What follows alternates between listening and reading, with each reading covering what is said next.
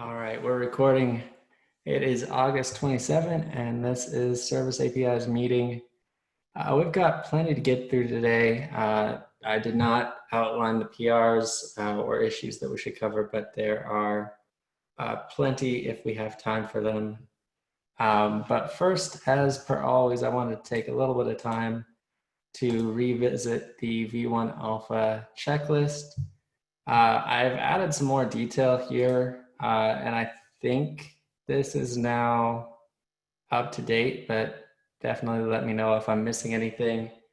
One addition that I've added here in the past day is I included UDP route in the scope for V1 Alpha 1. That's because, it wasn't something that absolutely needed to get in, but I think all the comments have been resolved. It's got an LGTM from me now. Anyone else is welcome to take a look, but I think it's pretty close. I wanted to add it just so we were tracking it. I also noted other PRs that are nearly done and have at least one LGTM to give a better idea of our progress here. So in this case, you can get an idea that we have, although we're not able to move any of these high-level topics to done quite yet, for a lot of them, I think for all of them, they either have PRs that are ready for review, LGTM'd, or if not that, a document that is ready for review. So I think we're making some great progress here. Yeah, thank you to whoever's adding that. We do still need review on TLS route. So yes, and hopefully we can get to that in issue triage. Again, if you see anything in here that is not, well, if you don't see anything in here, like if there's something that should be part of V1 Alpha 1 that isn't, definitely let us know. We can get it in here and make sure it's tracked. But I'm feeling reasonably good about our progress here. Obviously, it's August 27 at this point, so the dream of an August V1 Alpha 1 release probably is not going to be the case, but I feel like we are awfully close. And I really, really would love to get this out in the next, I hate to give a specific time, but a couple of weeks, I don't know, but quite soon. It seems like we've got some really great progress here. I'd hate to see it slow down. I just would love to keep on pushing till we get this out. I think that's all I'm going to say here. We've got lots of other things to get through and not a ton of time. So I'll keep on moving unless anyone has anything else they want to say as far as V1 Alpha 1 timing.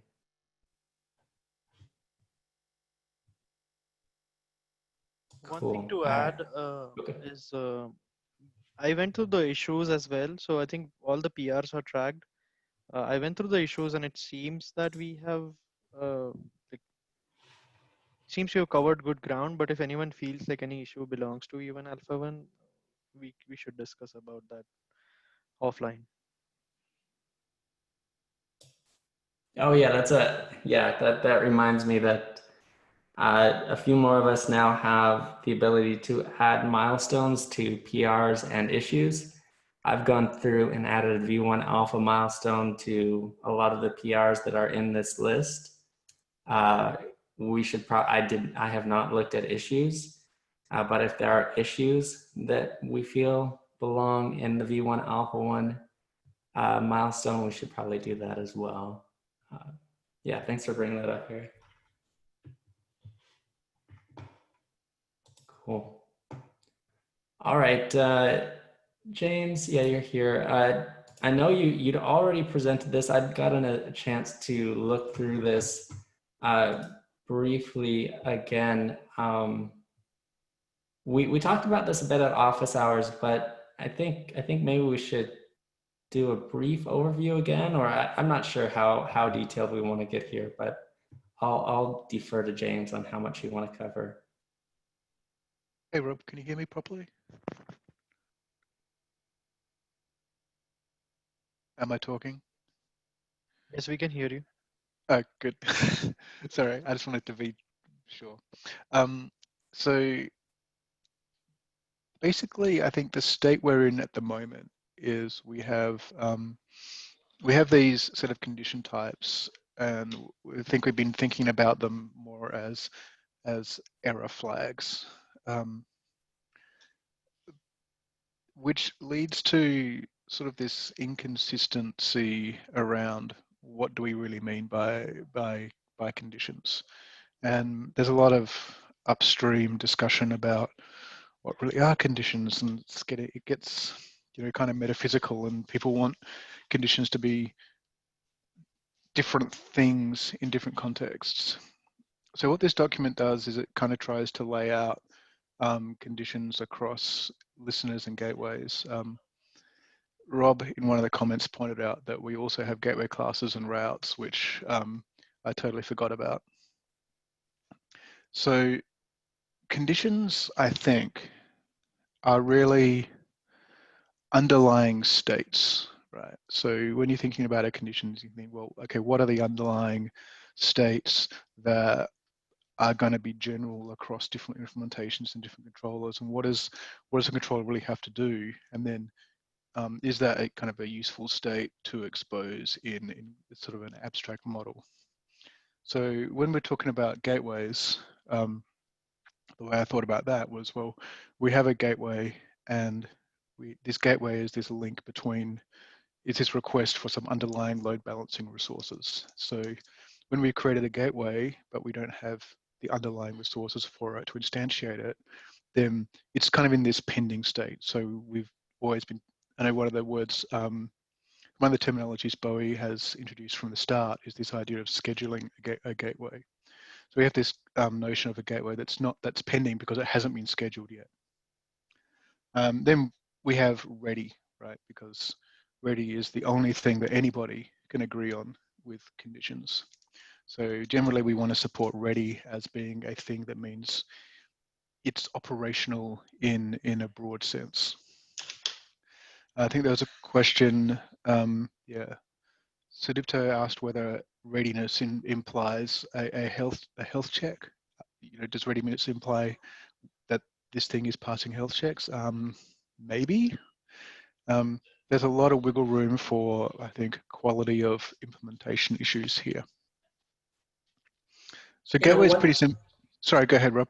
Yeah, sorry. I had a follow-up question here. Now, maybe this is a broader question, but are these conditions that would always be present? I know right now, because our conditions have traditionally just been error states, they only show up when there's an issue. And I think what you're talking about is maybe conditions that are always present. Yes, that's right. Okay. So one of the things people have differing opinions on is whether conditions are always present. So like if you look at yeah, like pod, well, to be fair, pod has a ready, I think, or one of those. Yeah. Like if you look at pod, I think it immediately violates the negative rule. Yeah. Everything about every rule about conditions is violated by multiple things all at once. But if you look at pods, then like the pod conditions are persistent. So because the conditions reflect kind of an underlying state model, which isn't strictly a state machine, but it's a little bit more abstract than a state machine, I think. But there are like states. So it's not so that I think the condition is used in a way where it's not a conditional like a branch, but it's a condition as in a state of being. And it's a state of being, not necessarily a state of transition, which you talk about if you were talking about a state machine. So on a pod you have this persistent condition of being out of memory or not. So you can always look at a pod and go, is the out of memory condition true or false, right? And that's the way I've kind of and that's the sort of thing I've approached here. So we can say, you know, it makes sense for us to have a condition scheduled or a negative condition pending, right? So we can say that this thing is no longer pending. And it makes sense to have that as a permanent thing. Yeah, and I think, and maybe this is probably just me, but if a condition is always going to be present, I think I slightly prefer the positive polarity instead of the negative polarity, just in the sense that, at least to me, the idea of a condition with pending and a state false is less obvious to me than a condition scheduled and a, true, scheduled true versus pending false. It could just be me, but I tend, I think if conditions just kind of go away, if they're no longer negative, then negative polarity makes sense. But if they're always present, I think at least I prefer the positive polarity. It matters a lot on the names you choose for the types, right? I think if you choose your type, like basically, I think I can choose types which will change your mind about this. Okay. So conflicted, for example, like so if you look in the listeners, you have this conflicted condition, and you say, well, this port. So you would say, well, this port is conflicted, right? And when conflicted is true, that's bad, so it has negative polarity. And at least to me, as a English reader, conflicted true is much more attractive than consistent false. Yeah, I mean, the whole conditions thing originally was that, like, it's like, are you sick? No. And then you could write a generic loop that didn't know about all the potential conditions that could happen. And if you have no conditions, you're healthy. That's basically where the negative thing came from. I don't know, like, given how it's kind of a mess and it's not consistent, that you can't even make that assumption anymore.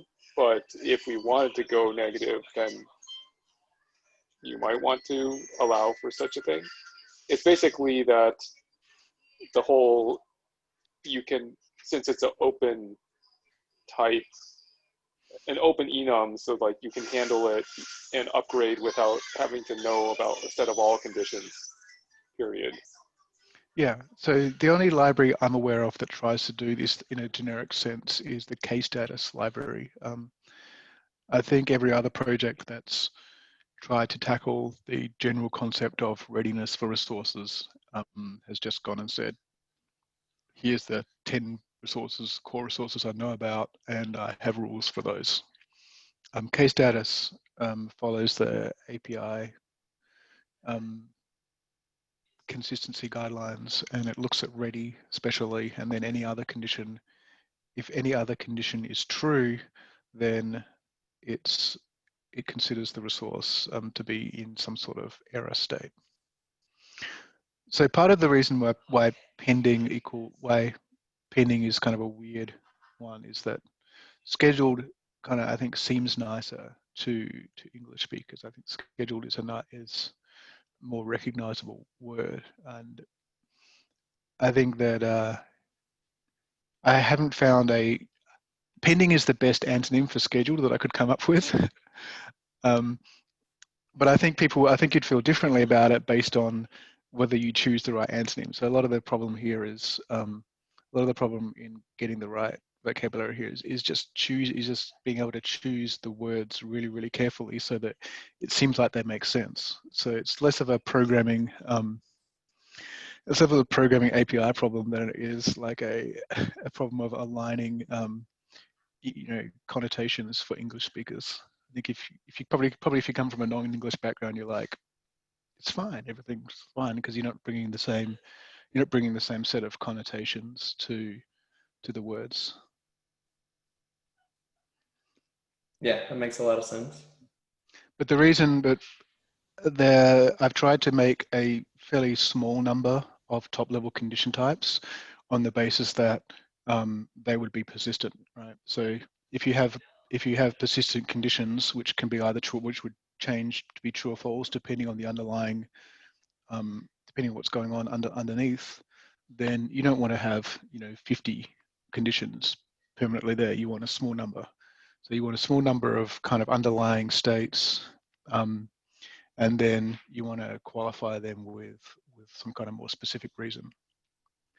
And because you only, in general, what you're supposed to do with conditions is you're supposed to use a list map so that it's a array, but each condition type would only be allowed to appear in the array once, which means that if you have a listener condition detached, you can only have that in there once, which means that the reasons within that should be kind of orthogonal, right? So you shouldn't ever be in a state where you want to have multiple detached conditions with different reasons, because that can't Yeah, really I be think that makes be sense. expressed. Yeah, I think that makes sense because otherwise your status section could just become gigantic. Yeah, but it's kind of a little bit iffy with listeners because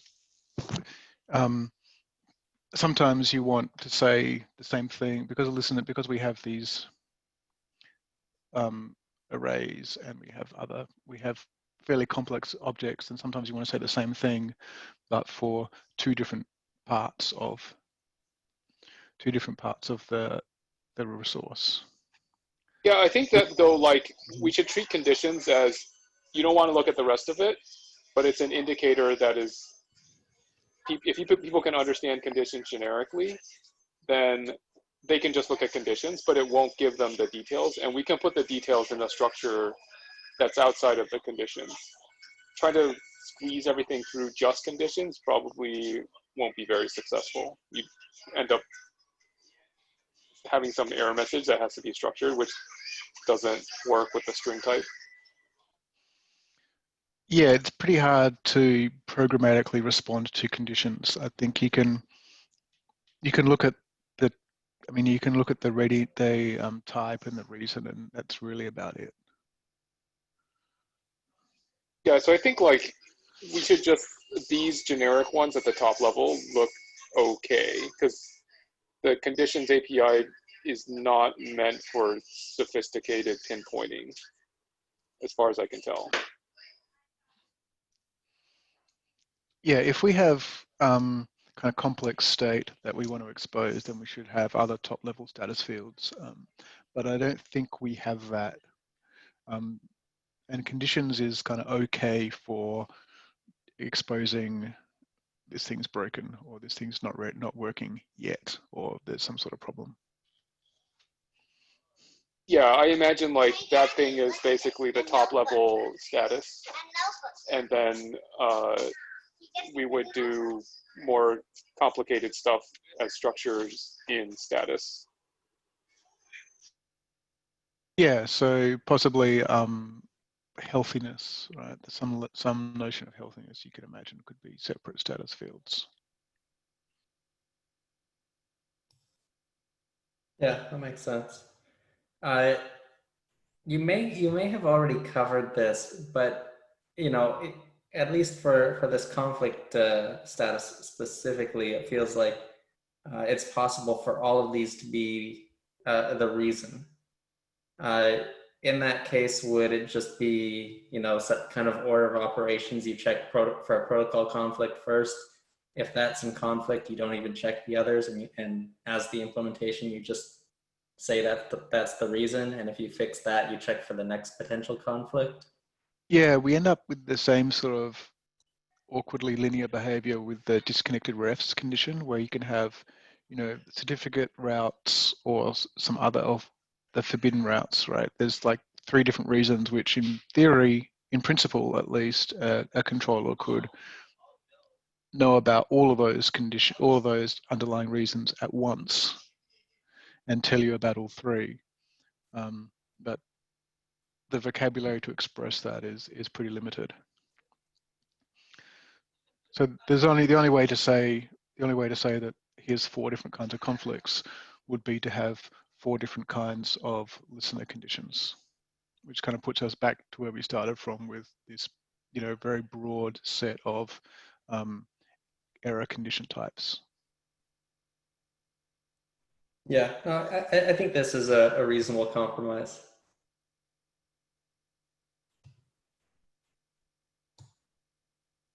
Would you want to enforce the, I guess it doesn't really matter. It just, as long as there's a conflict and as long as it refers to one of the potential conflicts, a user can fix that conflict and see if there's any additional conflicts. I guess that would be. Yeah, presumably.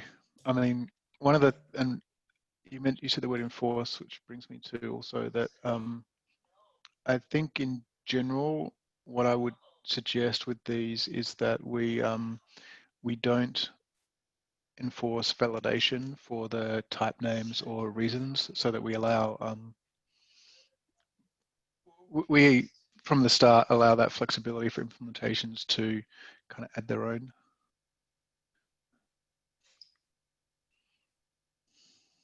Yeah, that makes sense. And yeah, that all seems reasonable. Do you think, I think we don't need to validate this necessarily, but maybe we would want to have some kind of conformance testing to ensure that if, say, there's a host name conflict or something like that, that status condition is applied by a controller, or is that too far for conformance? I think that's reasonable. Okay. Unless there's some kind of ambiguity. Yeah, I think if there's only if I mean, for conformance, if only one of those reasons is possibly true, then I think the implementation should reasonably publish that particular reason. In maybe probably an area where it'd be a little bit loath to have conformance requirements is if you make multiple. If you create a configuration where there's a protocol conflict and a hostname conflict, I don't know if we should really require implementations to do things in a particular order, like you mentioned before. Yeah, that makes sense. And going a bit further down this path, let's say that somebody adds a listener that causes a hostname conflict. I would imagine that listener would get that condition of hostname conflict, but the gateway as a whole would still remain in a state of pending false and ready true, right? So it would just be one specific error, but everything else is working. Is that interpretation correct? Well, there's a little bit of wiggle room here. Okay. I mean, personally, I think that's okay. Yeah. You could also publish yourself as ready with listeners not ready or listeners not valid. I think all kind of three of those options would be acceptable. Got it. Yeah. Again, we're going to have. I think there's plenty of different ways to express similar things in this proposal, which is I guess good and bad. Yeah, I think like ready probably means that go look at the more specific stuff. So if like there's no conditions that are negative, then everything's okay. If you have some conditions that are negative, then it depends on the scope of each negative thing. And if the whole thing is not, like overall it's negative, then you shouldn't have any expectations.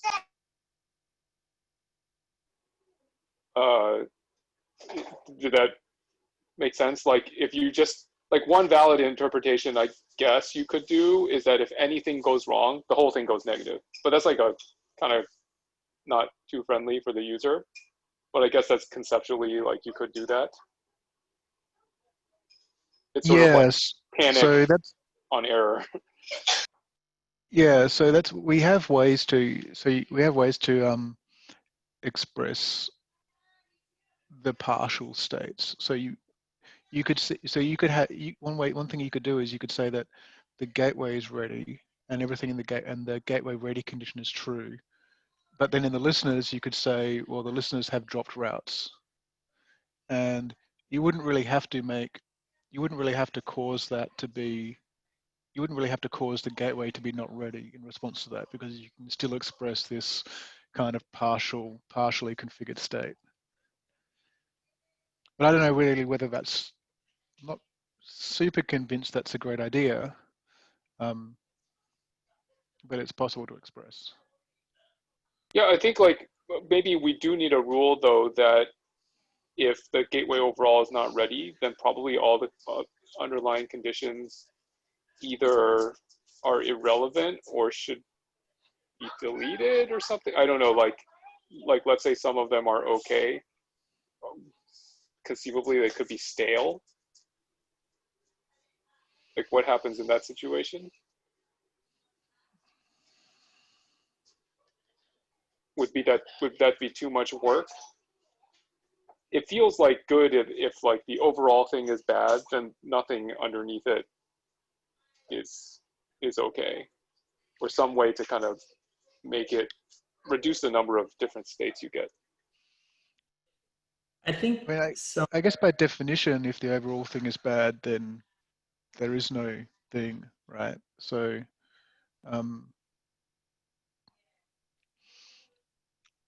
So would that involve removing conditions, or would that involve setting conditions to a state of unknown or something like that? so if the overall it's hard for an overall gateway to be broken, right? Because the gateway doesn't really have anything. It just has listeners. So if the gateway isn't scheduled on anything, then we have the pending/scheduled condition to express that. In that case, I think you get into the position that Bo is describing, where you don't really have any underlying, you don't necessarily have any underlying listener conditions, maybe. In the case where some of your listeners are good and some are bad, then that could be, depending on what went wrong with your listeners, then that could be okay or not. So there's in the actual text for the reasons for the gateway readiness, I've sort of put the line at listener. You kind of want to know, listeners, is the listener like syntactically okay? Is there some sort of like fundamental syntax problem with my listeners, and have my listeners been provisioned? There's those two things to make it ready. But those things, but if you have, it's perfectly possible to have syntax problems with one listener and to have another listener, online and actually serving traffic, and that's a state that you could be in.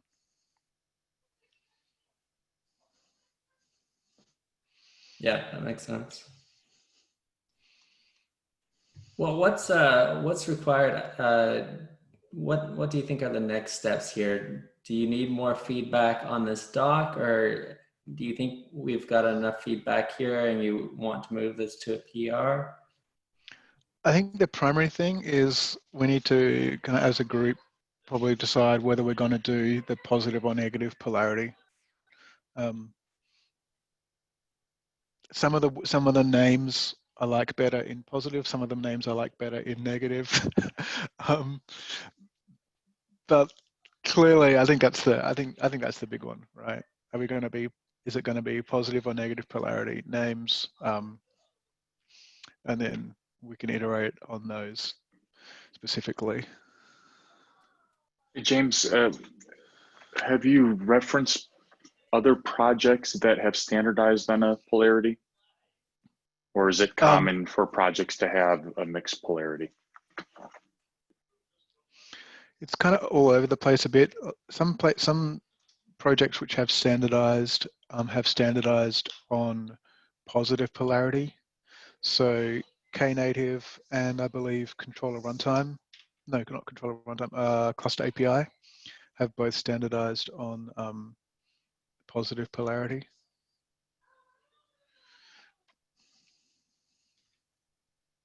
All right, and the reason I ask is that if it is uncommon that projects standardize on a polarity, maybe it does make sense to have a mixed polarity. And the reason I say that is the status conditions,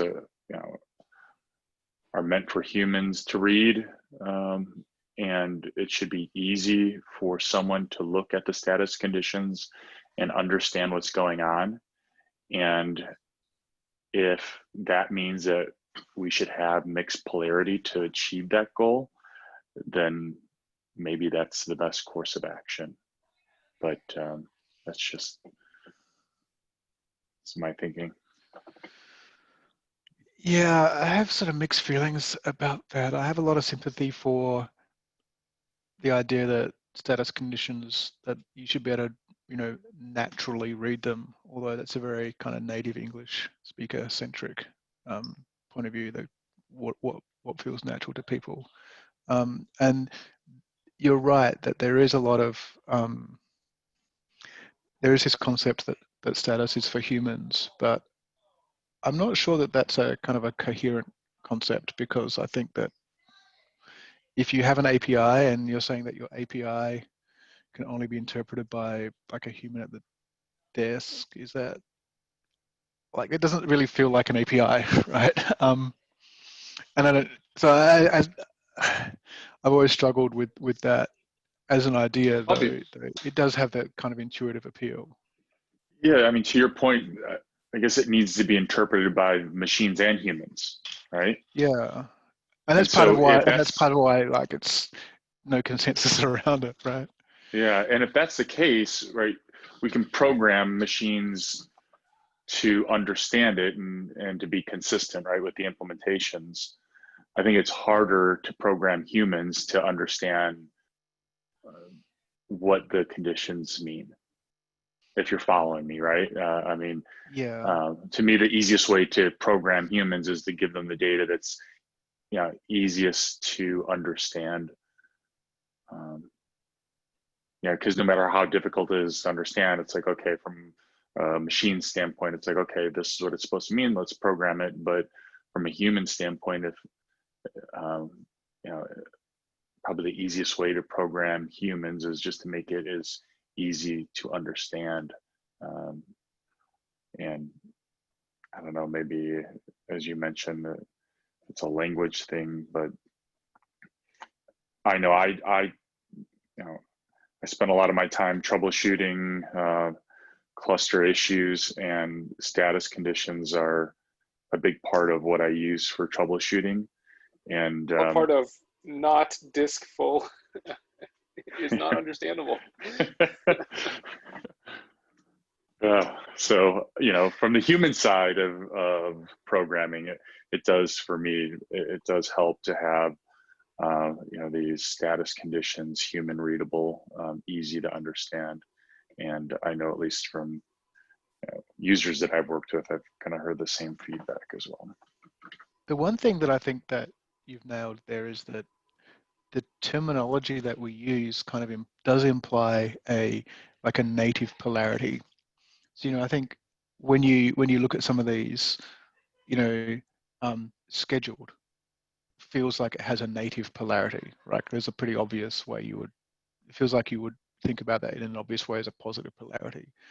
And so, like, Yeah, attached routes, depending on yeah. your type, there is you can think as soon as you read the type name, that will automatically prime you to think about a particular polarity, either positive or negative. So there is this, I think there is this thing that there is a native polarity to the types depending on the names we choose. I think, like, from a pragmatic perspective, adding positive polarities requires, let's say this is like a GA API, it would require sort of version incompatible changes, whereas adding negative ones seems like that's not true. And I think that was the original intent of the conditions. So it feels like it's okay to have positive, and depending on where the community goes, that may end up being the guidance, but we should probably limit those to like a very few. And then mostly when we evolve it, we would be looking towards adding negative ones and having that mixed rule, like how cube status does it.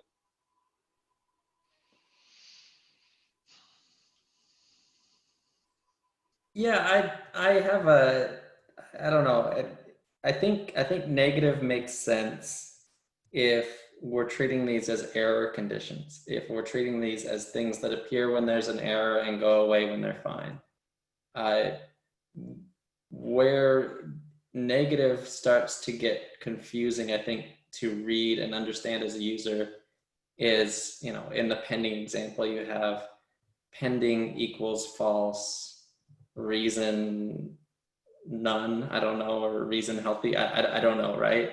Uh, it it feels confusing to me to read if your healthy state involves a lot of double negatives kind of thing. Um, I know we're always going to have at least one positive in terms of ready because, well, that's what you have. Uh, yeah, I mean, I agree with Danian in the concept of, you know, the conditions can get difficult to read very easily. In my experience, the conditions that are difficult to understand are often the negative ones. But that could just be me. Oh. Yeah, like, but how many positive ones do we need? Do we just need like very few, like ready, and then we can say all of the error conditions are all negative, and kind of give a rule like that? Because if we expect extending it going forward, is that mostly we're just going to add negative ones, and actually, for the most part, we've satisfied sort of the rules of the game.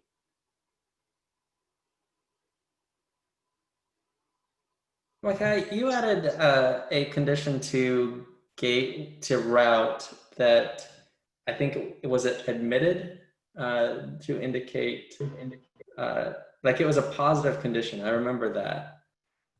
Do you remember the specific? Okay, and that made a lot of sense to me. It was difficult to think of a negative that made sense there. Rejected. Okay, but So I think the negative for admitted, I think, would be rejected. right. So I think in this case, it was referring to gateways that had accepted this route.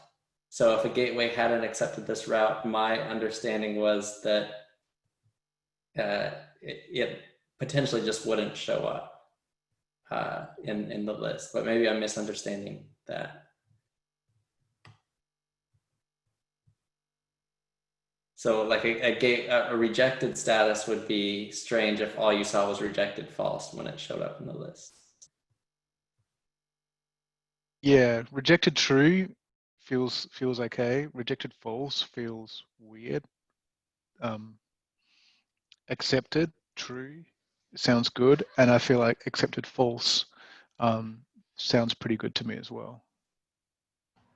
Yeah. I agree. And going back to the nuance thing, when you say accepted or accepted false, to me that feels less final than saying rejected true, right? You might have two routes that conflict. One is admitted false, the other is admitted true. You delete the one that's admitted true. Now the one that previously was not admitted can be admitted. Whereas it seems a little weird if it were rejected to say rejected true, and then when the conflict goes away, you say rejected false. Does that make sense? Yeah, I think it does, and I think there is, again, we get back to this. I think the connotations around rejected are slightly stronger than the connotations around admitted, because especially in the pre-decision phase, because I think if there hasn't been a decision made about your route yet, then admitted false makes sense. But rejected false isn't quite the same thing. Rejected is a much more positive, like I made it as this much more positive, definite connotation around a decision having been already made. In this case, it feels like the condition represents an event. Maybe that's a bad thing, but it feels like your route can be sitting there and at some point something happens and it becomes admitted. but it seems weird that if your route is sitting there and it's rejected, well, it makes it feel like the rejection has happened, and now, like I said, that's kind of final. I don't know whether that's really making sense. Sorry, but I have a suggestion. it's hard to. So what do people think about taking just 5 minutes time boxed to go through the vocabulary and see if we can have consensus on like a native polarity for each of the condition names? Like just a I quick, like that idea. what's my first instinct on this thing? Yeah, I'm good with that. Okay, so for pending and scheduled. I already voted scheduled on this one. I'm open to other interpretations. I think there's consensus on that. Okay. Scheduled, yeah. Ready, oh, then ready's ready. What about the consistent conflicted? For conflict or controllers, for listeners which have inconsistent or that can't coexist on the same port.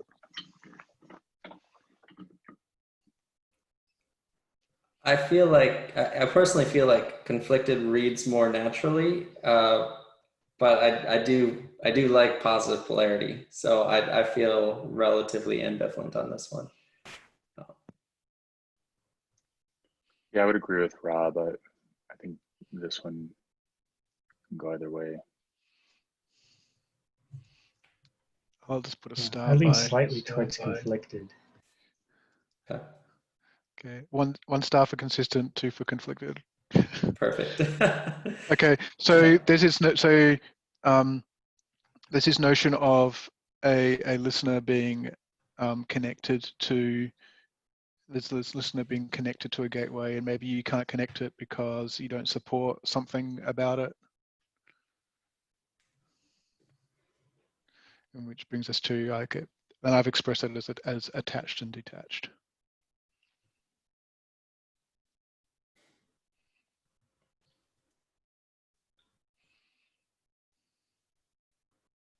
I'm struggling to have a preference on this one as well. I'm gonna have a preference for attached. Me too. Cool. So there's this next one, which is okay. We tried to resolve. We had some selectors, and we had to resolve all these selectors, but we failed for some reason. So we had this process of like, okay, taking everything and then we resolve everything that it depends on.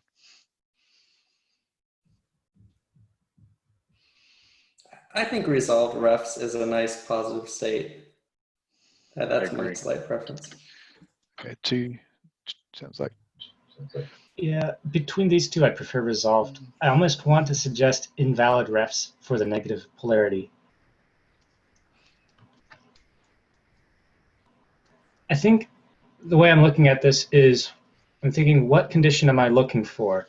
I'm looking for, I want to see that it's been accepted or that there's a problem. So I'm looking for the thing that says this is bad, or the thing that says it's been admitted, right? Again, it goes back to that kind of transition or event. I'm looking for a status condition that represents that the event has happened or that the status has changed. I'm looking for something. Right. Makes sense. But like, how would you, let's see, so looking at this, let's say you're using it, you're looking at the status, you note the time that the status was updated. And then if you had a negative, you could just scan for the negative ones and know that there's a problem. Whereas with the positive ones, wouldn't you have to go through each one and just see, did this one have it? Like the set of all, I think like that you would assumes, have to make sure all of them showed up, I guess. Yeah, or one of them would be false. That assumes that if the polarity is negative, it is not always there. I think the biggest issue I have with negative polarity is if the condition is present and negative and false.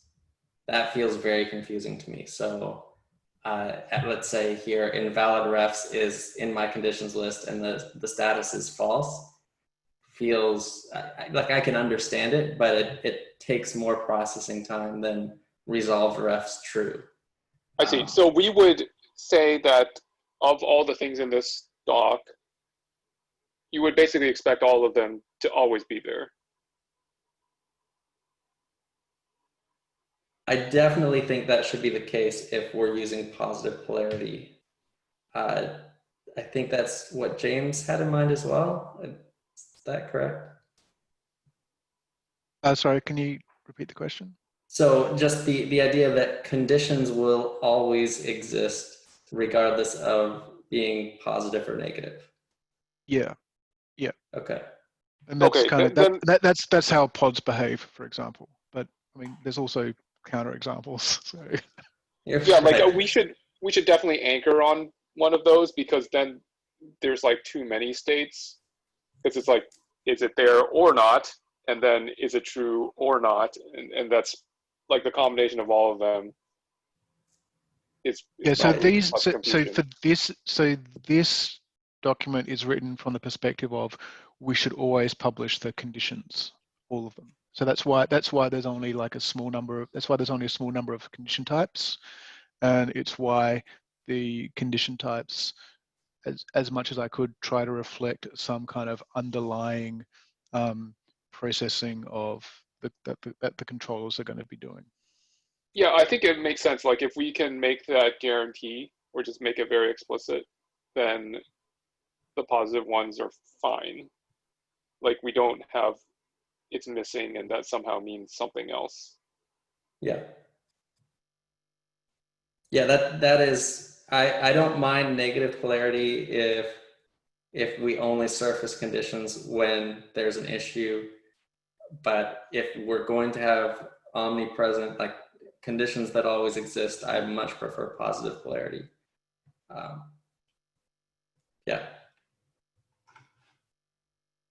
Okay, sorry. I know we have gone over time. I think there's just the one more condition that we need to vote on here. Okay, so this is where this is kind of the inverse of Micah's notion of admitting the route to the gateway. So it's like the gateway going, have I pulled in all the routes that you referenced to this listener? I think unfortunately this has to be negative. Like as much as I just argued for positive, these are not two opposite things. Attached route seems to indicate I attached a route that. Well, it should be routes attached, isn't it? Or sure. Routes Sure, admitted. but either way, that seems to indicate that at least one route is valid, whereas drop routes indicates that at least one route has been dropped. yeah, that makes sense.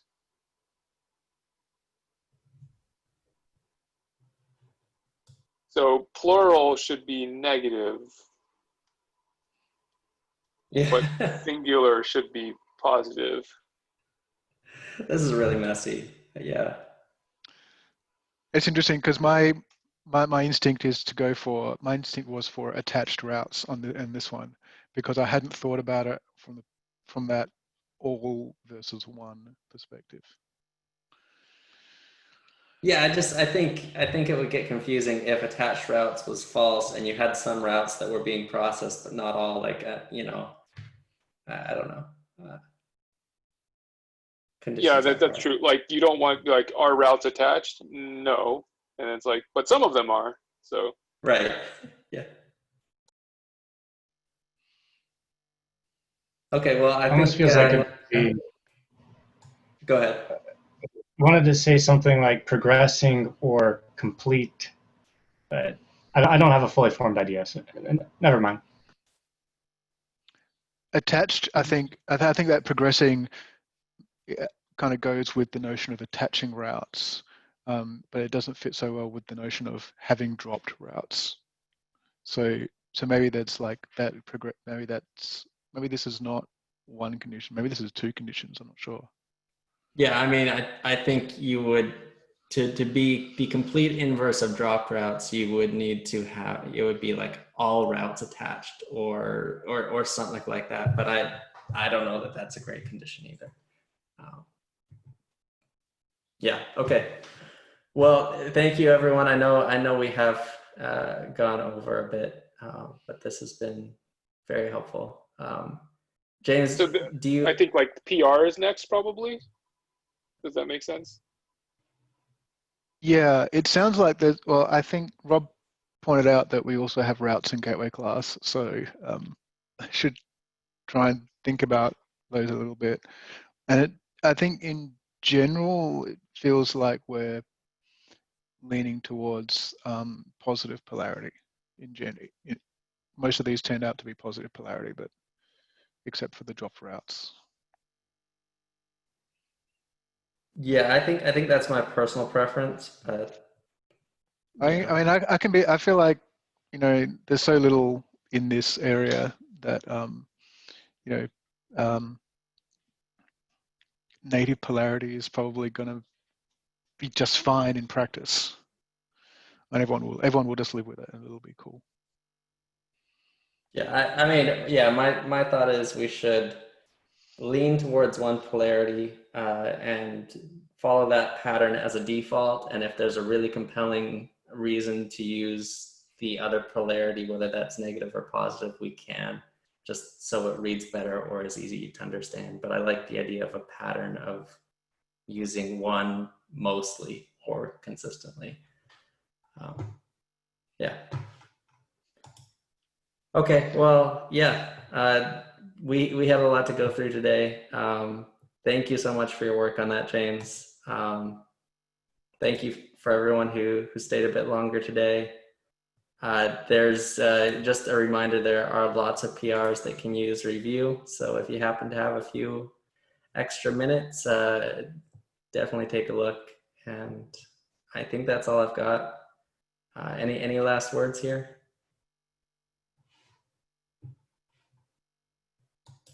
All right, well, thank you, everyone.